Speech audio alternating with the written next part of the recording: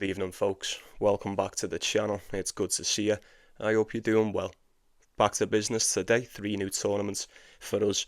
As always, we'll be touching on each and every one of these matches that we've got. Be sure to get your predictions in as we go. Anything I'm going for personally will always be in that pinned comment. Make sure you're checking that out too. Like the video if you would. Get yourself subscribed to the channel if you're not. You can support the channel if you want. And we'll waste no more time with it.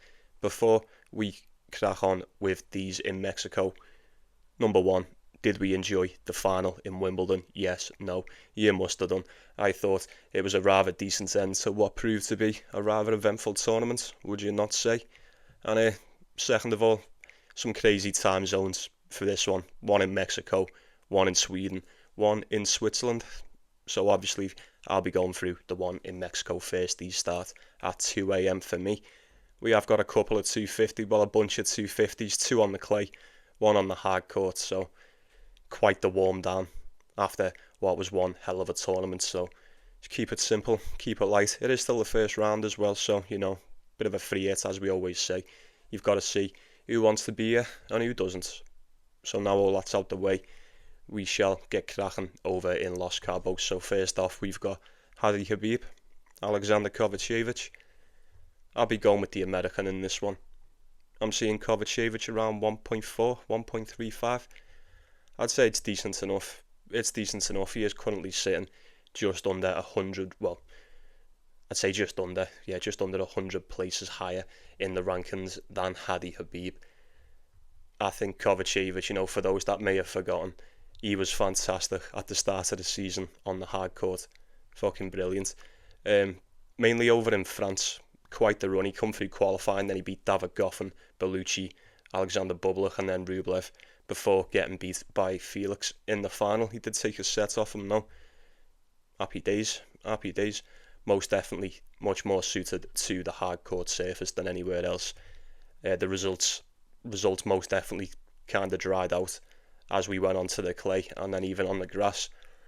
I think he'll be more than pleased that we've got some hard court action once again. Habib, look, I mean, most definitely an opponent that could give you a bit of trouble on the day. I just think Kovacevic will prove to be a bit too much.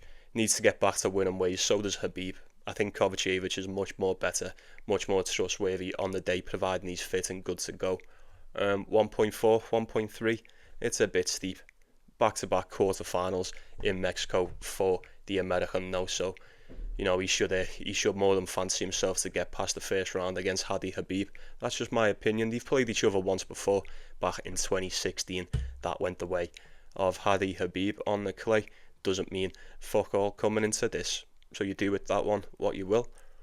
And we'll move on to Alexander Vukic and Emilio Nava. I'm a little bit concerned about Vukic in this one, as I pretty much always am with the Australian. 13 wins, 22 losses on the season. That's quite bad. That's quite bad. Doesn't get much worse than that, I'm afraid. Emilio Nava, 39, 18. Most of the damage done. Well, pretty much all the damage done on the clay. 0-2 on the hard court, 3-2 on the grass.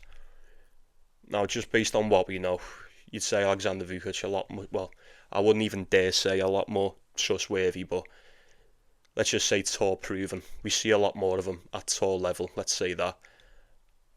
He's been in an absolute rut. He's been on an absolute stinker all season, as we've just mentioned. Usually, I don't know what I would expect the odds on this to be, but I wouldn't have expected to have been split right down the middle. Depending where you look, you could get either one as the slightest of favourites. I don't know. I'll say it in this one, it probably rings true in quite a few of the games moving forward in today's video as well, but I'm not so sure how inspired, or well, pretty much how inspired some of these people or some of these players are to be here, especially after what we've just had on the grass. I'm not too sure. So Alexander Vukic needs a win. He most definitely needs a win. I think since we're back on the hard court as well, you may as well go and get one, especially against opponents who, I don't know what's up with him. I won't say he can't play on the hard court, because previous seasons he's had decent records as well, but this year I don't know what's been his problem. most definitely opted for the dirt. Based on what we know, I would have to go with Alexander Vukic, but I'm not picking that with much confidence, if any confidence at all. So the price worries me. The price really worries me there. I thought Vukic would have been, if anything, maybe a bit more bigger of a favourite. But I don't know. We'll see what happens. We'll assess the situation come tomorrow. And then we have got Kachmazov and Juan Pablo Ficovich. This is a bit of a stinker. The Russian is currently on a 4-game losing streak. He's another one. Seems to do most of the damage over on the hard court. I think he had a decent start as well. Fairly decent start to the season while we were on the indoor-outdoor court. Played 1 game on the clay, qualifying for the French Open. Ended up getting beat. 2 on the grass. Got beaten them, both qualifying games. And now we're back on the hard court. Is he going to start winning again? Hopefully. I mean, it's not. I wouldn't call you crazy to suggest he might win this one against an opponent who has went just 4 wins, 3 losses on the hard court this year. I think all of them were, like qualifying for the Australian Open, Challenger. So 0 tour level matches. Does all the damage on the clay. Yeah, most definitely gambling on the unknown with this one. One of them's on one hell of a rut. I'd say the Argentinian's in much better form, if you could even say that, but it's all on the clay. All the wins are coming on the clay. You take them off the clay. Apart from one very, very small run on a Challenger tour, he's done fuck all on this surface. Absolutely nothing. Getting the Russian around 1.55 to 1.6, I think that tells you all you need to know. Snap out of the rut, back on your preferred surface. I think the quick courts over in Mexico must be, well, it should be able to suit him. It must be suiting him. Like I say, you're getting a price like that, 1.6, considering you could barely win any of your previous matches. It must be a surface issue. I don't know. I wouldn't be willing to bet on it though, if I'm being honest with you. And then we will finish off over here with Taro Daniel and Juan Alejandro Hernandez Serrano. Fuck me. Jesus Christ, he sounds like he should be playing third base for someone. I have no idea. Taro Daniel's 1.3, 1.35. Absolutely not. This guy's having one hell of a season as well. 6 wins, 19 losses. Oh my god. Oh my days. What is that? I mean, his opponent's not doing much better, to be fair. 17 wins, 18 losses. Still a negative record. Played each other once, 2 years ago, in Mexico. Qualifying for Acapulco, Taro Daniel absolutely smoked him 6-1, 6-2, 6-1. What do you want me to do with this? Taro Daniel at 1.3. Look, there's levels. There's always levels. 155 in the world. He used to be around top 50 as well, let's not forget, but currently sitting outside the top 150 now is Taro Daniel. His opponent's barely in the top 500. If there's ever a layup, if there's ever a time for you to snap back and get at least one win, surely it's in a spot like this, but I couldn't trust this guy whatsoever. I couldn't trust him as far as I could throw him. Absolutely not. Very well, folks, that'll do us for Mexico. We will hop on over to Sweden. So first off, we have got Sebastian Ofner and E.Ymer. This tournament is one of the 2 that are on the clay. Look, same as the last one's not going to waste too much time on these. It is the first round after all. Straight off the bat, I'd be going with Sebastian Ofner. 1.45 to 1.5. I don't know what much you could do with that. Seems a bit steep. I mean, it's not a bad parlay piece at all. I think Sebastian Ofner this season, well, pretty much since he's come back from his injuries, has looked very, very solid indeed. Not only that, I think he's beaten players much, much better than E.Ymer recently as well. E.Ymer is currently on a 4-game losing streak. If you're going to get anything out of E.Ymer, it's going to be on the clay. So maybe just approach it with a little bit of caution, you know. He's probably, I'd say, he navigates the court a little bit better. He's a bit more nimble than Sebastian Ofner, but if Ofner comes to play, he should be able to blast this guy off the court. But we'll assess the situation come tomorrow, and we'll move on to, who's that? Hugo Gaston and Tseng. Oh shit. That's what I get for fucking about, innit? I don't know who we would go with on this. I certainly wouldn't go with Ugo Gaston. This guy hasn't won a game since he had to pull out of the French Open. Is he coming back to fitness? Possibly. Possibly I wouldn't be willing to bet on it. Not only that, Tseng has just lost the game to Summit Nagal as well, 2-1. That is the reddest of red flags if I've ever seen one on the men's tour. So yeah, I've got no business with that one. Maybe taking over. I don't know, Ugo Gaston, he's a bit banged up and he's a little bit fucked up at the moment. He's currently went, where was that? I've just seen it, you can't escape. 13 and 20 on the season, 5 wins, 12 losses on the clay. Yeah, absolutely not. There's no business to be done with that. So we'll move on to Vic Kopriva and Ugo Delien. There's still a few more filtering through qualifying as well, so there will be a couple missed in this one. I do apologise. But Vic Kopriva and Ugo Delien should be a decent one.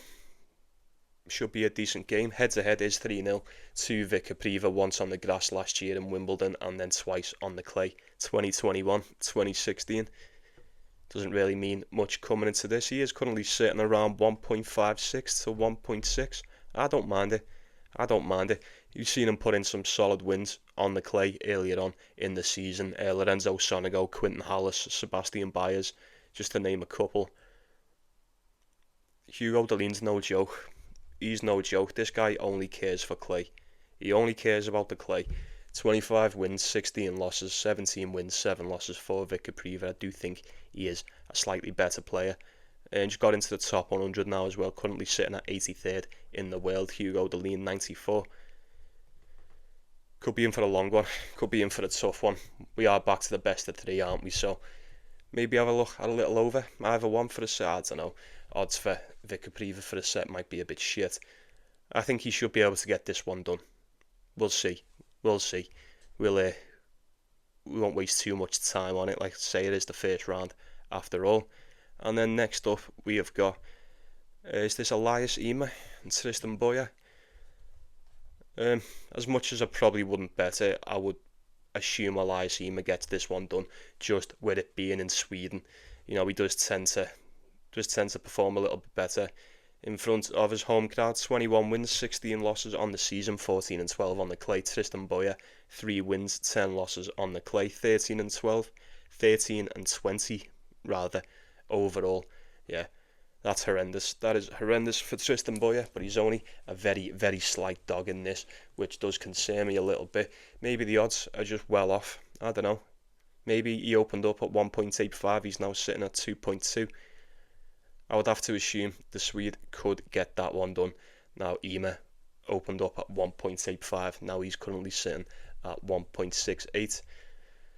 I wouldn't pick it with much conviction. I don't know how much I can trust the Swede, but on paper you'd have to assume he's a lot more trustworthy in this spot than the American.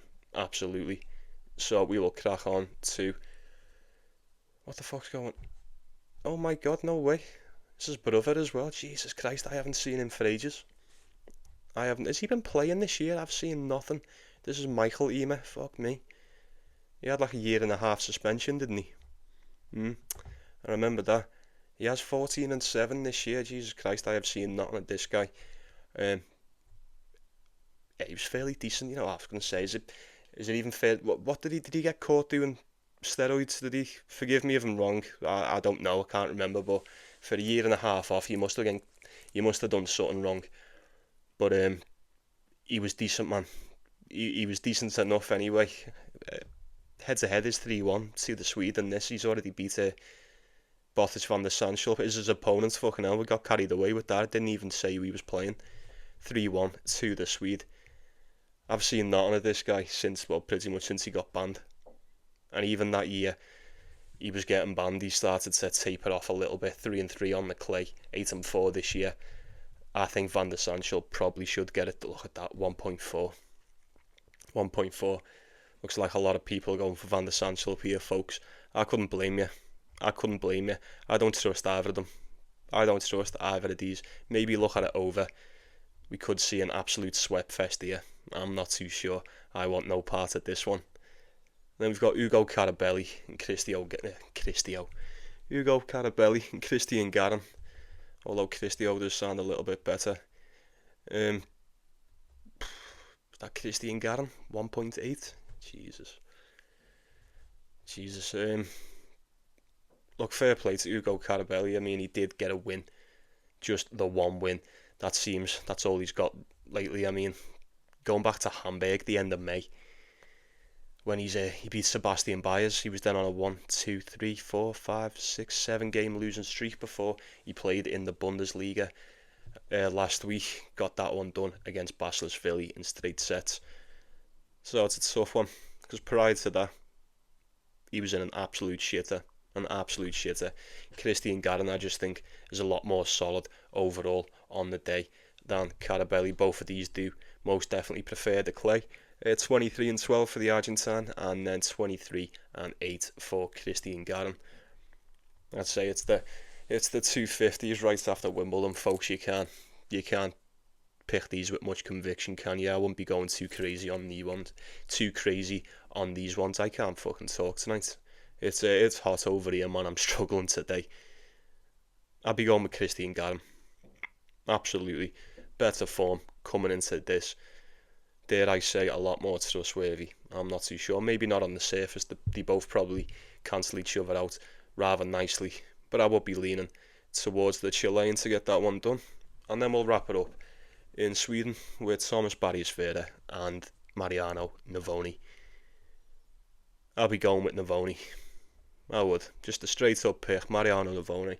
Head to head is 2-1 to Navone as well. He's beaten the last 2 times they've played. Currently get him around 1.3. Very steep indeed. Look, we know what we're getting. We know what we're getting. Certainly from both of these anyway. You know, they both love the clay.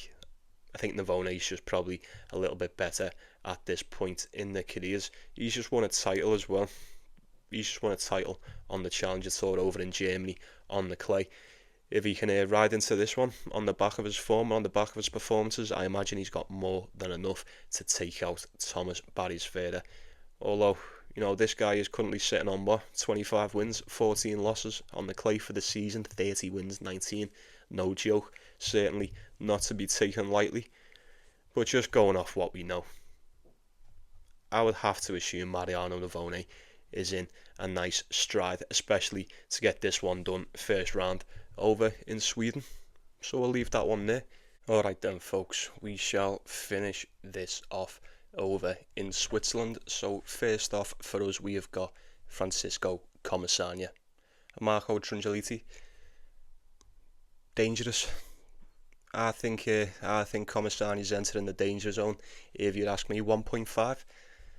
I mean, if this was any other time, we all probably would have just went Comesana, but he's currently on a 1, 2, 3, 4, 5, 6 game losing streak.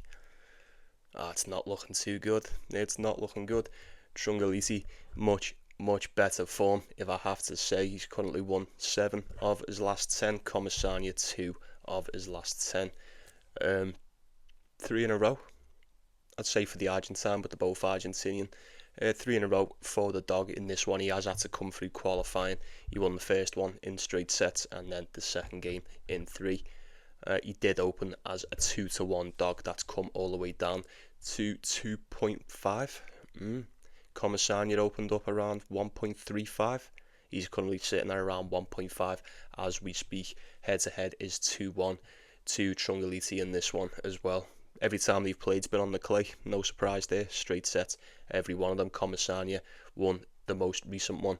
As say the most recent one, they both beat each other back in 2023. Not played each other since. 15 and 12 for Comesana on the clay. 24 and 13 for his opponent.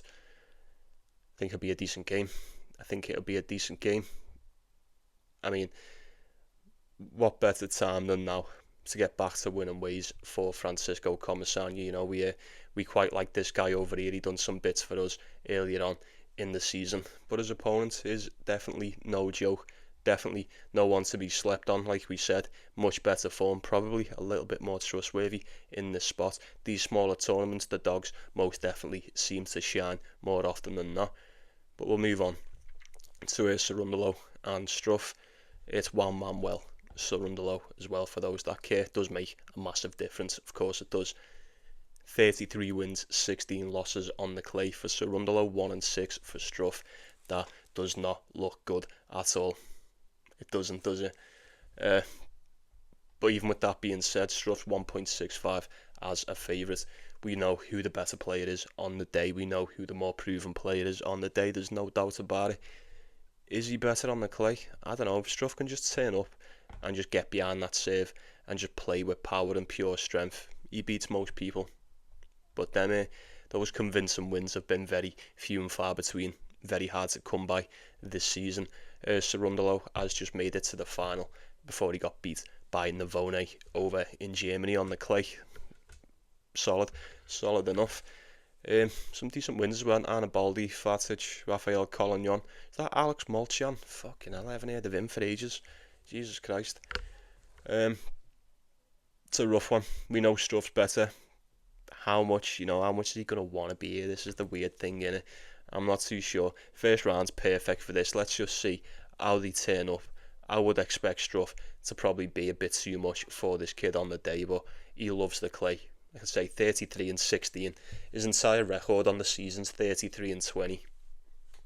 So, probably not that wise to go against Juan Manuel in a spot like this, especially off the back of a final run in the tournament prior to this one. So we'll move on to Rinderknech and Francesco Passaro. Now, straight off the bat, I would just like to alert you that Francesco Passaro is 1.65 as a favourite in this one. Currently opened up as a favourite as well, 1.6. It's kind of stayed there. If this was earlier on, a couple of weeks ago, any other time in the season, we'd have probably seen Rinderknech as a nice little favourite in this one. But, coming off the recent performances he's just had, especially on the grass, he had quite a decent grass campaign, we'll give him that. How much is he going to want it? I'm not too sure. This is a prime spot for Passaro to get one over a rather uninspired Rinderknech. That's providing he is. He might just come into this one and just serve everyone off the court. On the clay, you're going to have a bit of a tougher time doing that. I think Passaro definitely enjoys the surface. 19 wins, 9 losses, as opposed to 5 and 8 for the Frenchman. It's a tough one. Just the fact that Rinderknech is 2.2 straight off the bat suggests to me that something is probably a little bit wrong in this. Something stinks in the garden. Passaro did beat him last year in Rome on the clay in 3. Maybe he gets it done again today. I'm not too sure. Like most of these, we will definitely assess the situation in the later rounds. We could get some decent value on a lot of these players as the week goes on. But we'll wait and see. And then the last couple, we've got Martin Landaluce and David Goffin getting the Spaniard as a very slight favourite in this one, 1.75. He's fairly decent. He's a lot younger, a hell of a lot younger, 16 years to be precise. Wow, that's something. Is it not 2006? Oh, fuck me. 6 and 8 on the clay, 3 and 3 for David Goffin. This kid's only been playing for a couple of years. 2022 was his first year. He didn't win a match 19 and 17 rather this year. 18, can't even speak. Getting all mixed up. 8 wins, 15 losses. What the hell is wrong with me? I'm turning retarded. 8 wins, 15 losses for David Goffin. We got there in the end. Doesn't really matter. I don't know why I'm struggling. I'm nearly killing myself trying to get this out. He's just over evens as a dog. Currently on a 1, 2, 3, 4, 5 game losing streak. On his day, we all know David Goffin could just turn up here. He could probably win this tournament, you know what I mean? Wouldn't put it past him, at least go really deep in it. I've just seen nothing as of late. It hasn't been looking good. So, yeah, Cerundolo, Muller, Shevchenko, Rublev and Boodles, Hijikata. He got beat in straight sets by Dinky over in Wimbledon. That's very, very concerning. I don't know. I don't know enough about the young Spaniard for me to bet him with a lot of confidence. People seem to think he's going to get this one done. I don't know. If David Goffin's fit, based just on experience alone, he'll get this one done. But I don't know. We've seen nothing to suggest he is going to do such thing. So we'll move on to Roberto Carballes Baena and Carlos Taberner. Carlos Taberner. And then we took that guy, or I took him against Alexei Popperum, and he looked fucking dump. Probably like the only win Alexei Popperum's had all season was against this guy. Unbelievable. Head to head is 3-1 to Carbias Baena. Much better. Much better. Much more trustworthy. Just better overall. All round better player on the clay, no doubt about that. 3 times they played each other on the clay, once on the indoor hard court. Carbias Baena beat them last time out in 2023. Odds are split right down the middle.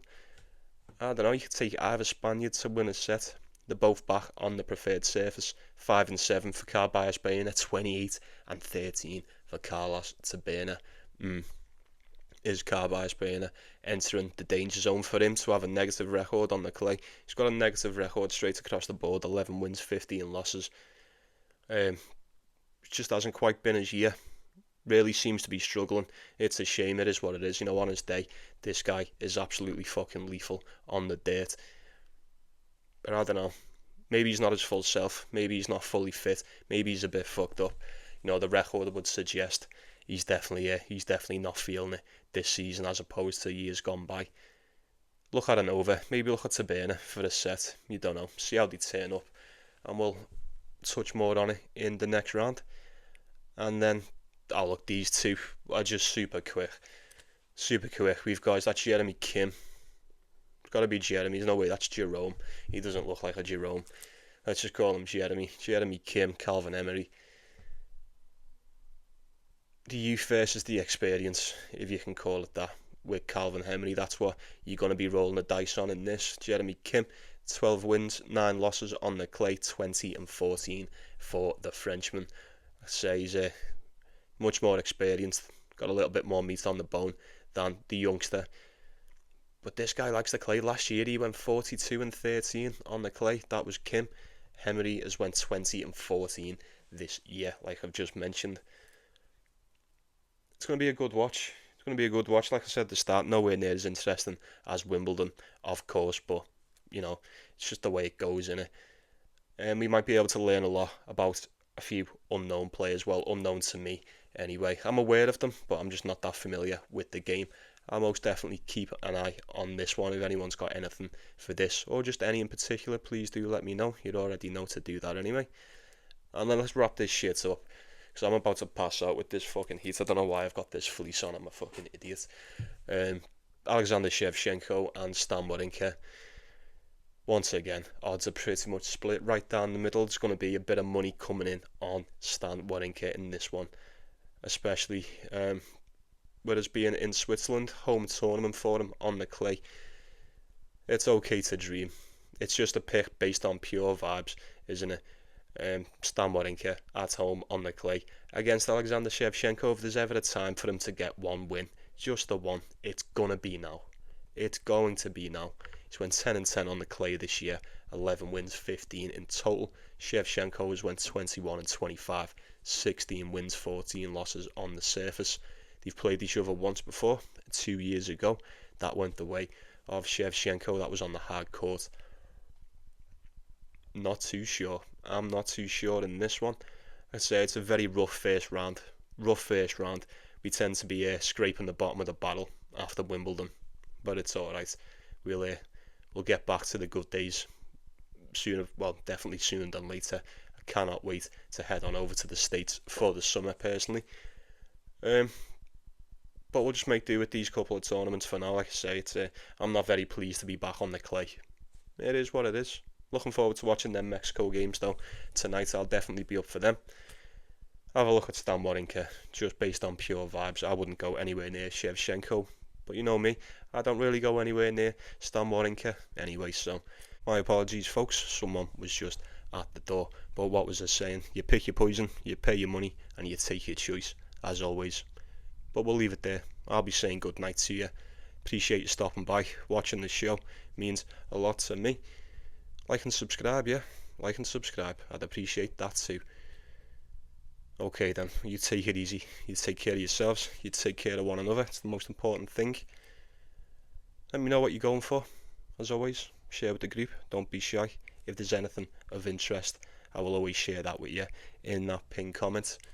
Go and have a look at that. Make sure you're checking that out every day. It's very, very important. Hit subscribe while you're down there. But I'll see you tomorrow, folks. Best of luck to you.